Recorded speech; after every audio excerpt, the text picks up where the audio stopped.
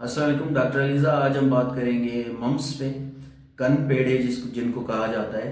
तो अगर आपके बच्चों के गाल सूज गए हैं और उनको तेज़ बुखार है और उनको खांसी, नज़ला, ज़ुकाम, जिस्म में दर्द हो रहा है, तो आप समझ लें कि ये मम्स है। मम्स जो है ये एक वायरल इन्फेक्शन है और पैरामाइक्सो वायरस जो है ये रेस्पिरेटरी वायरस है।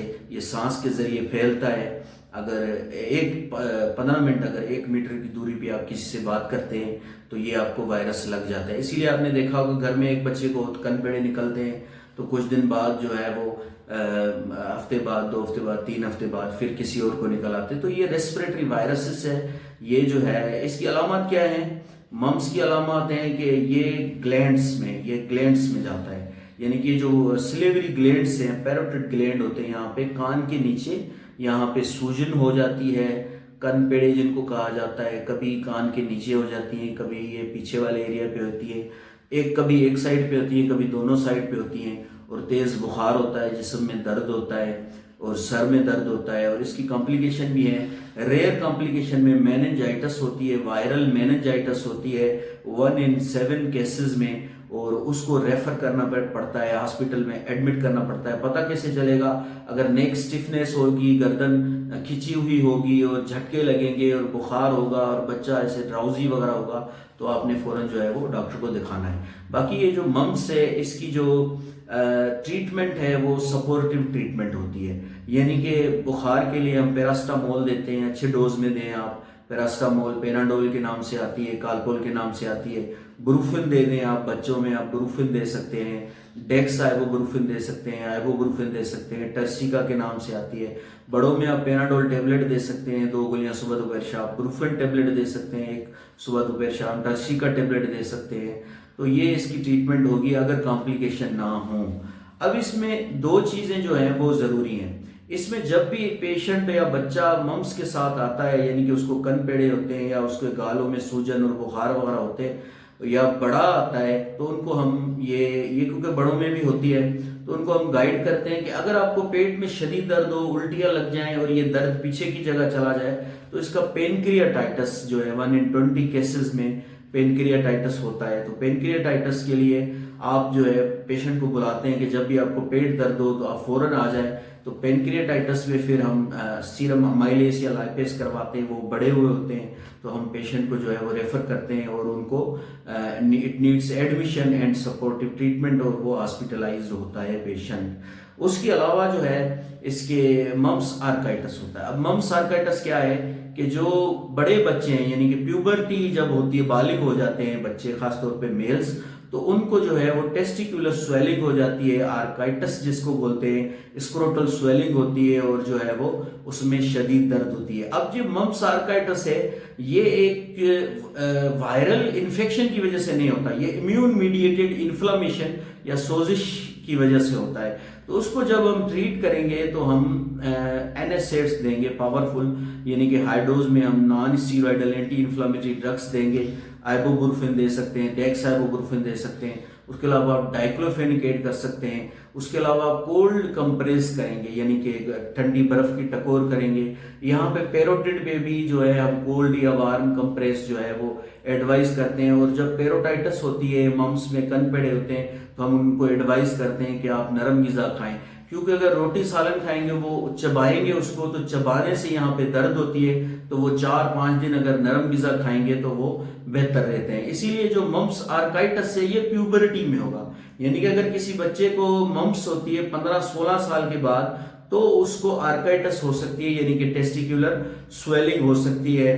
और उसमें मैंने आपको बताया एनएसएड्स देंगे, नाट के एंटी वायरल देंगे। और इसमें एंटीबायोटिक की जरूरत नहीं होती जब तक सेकेंडरी बैक्टीरियल कॉम्प्लिकेशन नहीं होती। जितने भी रेस्पिरेटरी वायरसेस हैं, मम्स हो या मीजल्स हो या कोई और हो, इनके जो एनसेफेलाइटिस करवाते हैं या नमूनिया करवाते हैं, और नमूनिया जो डेंजर होती है, तब जो हमें एंटीबायोटिक्स की जरूरत पड़ती है। अगर शुरू में ही पेरेंट्स डिमांड करते हैं कि एंटीबायोटिक दे या स्टोर से लेके एंटीबायोटिक देते हैं मम्स में, तो ये सही नहीं है, क्योंकि ये बैक्टीरियल इन्फेक्शन नहीं है। अब जो मम्स आर्काइटिस है उसमें हमने बताया कि एनएसएड्स देंगे। कभी कभी हमें स्टीरॉइड्स की भी जरूरत पड़ती है इन सीवियर केसेस। उसके अलावा अब मशवरा देते हैं कि अंडरवेयर वगैरह पहने, टाइट अंडरवेयर वगैरह पहने। अब फीमेल्स में भी अगर प्यूबर्टी के बाद मम्स वगैरह हो तो उसमें ना दो चीजें होती हैं, लेस कॉमन है, उफराइटिस होती है, ओवरीज की इन्फ्लेमेशन होती है, या मेस्टाइटिस होती है, ब्रेस्ट पेन वगैरह भी हो सकता है। इसके अलावा मैंने आपको बताया कि अगर मम्स पेनक्रियाटाइटिस होती है 1 in 20 केसेस में। अब इसकी जो ट्रीटमेंट है वो तो सपोर्टिव ट्रीटमेंट है, जब तक सेकेंडरी बैक्टीरियल इन्फेक्शन नहीं आते तब तक एंटीबायोटिक नहीं देते। मेनिंजाइटिस होगी तो हॉस्पिटल एडमिशन करवाएंगे, मतलब आप बता देंगे कि मेनिंजाइटिस हो, पेनक्रियाटाइटिस हो या आर्काइटिस हो तो आप मरीज को कहेंगे आप वापस आ जाएं हमारे पास फौरन, नहीं तो आप ये दवाई खाते रहें, ये 5 से जो है वो 7 दिन में खुद ही ठीक हो जाएगा।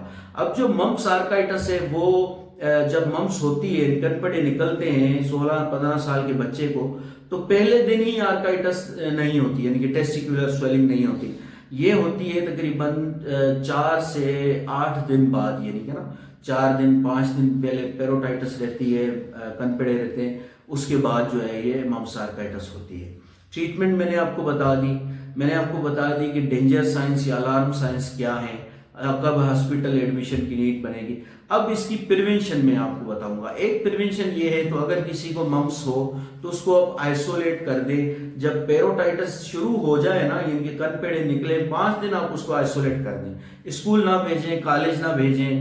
और क्योंकि ये रेस्पिरेटरी वायरसेस है, सांस लेने से, सांस से फैलता है, एक से दूसरे बच्चे को लगेगा। उसके अलावा इसकी वैक्सीन है जिसको बोलते हैं MMR vaccine, mumps measles and rubella vaccine. अब जो EPI है, एक्सपेंडेड प्रोग्राम ऑफ इम्यूनाइजेशन, जो सरकारी तौर पे वैक्सीनेशन होती है, उसमें मीजल्स की वैक्सीन है जो कि 9 मंथ पे और 15 महीने पे लगती है। फर्स्ट डोज 9 मंथ पे लगता है, सेकंड डोज 15 महीने 14 महीने पे लगता है। तो मीजल्स क्योंकि खतरनाक बीमारी है, उसकी कॉम्प्लिकेशन डेंजर है, वो कभी और वीडियो में बात करेंगे।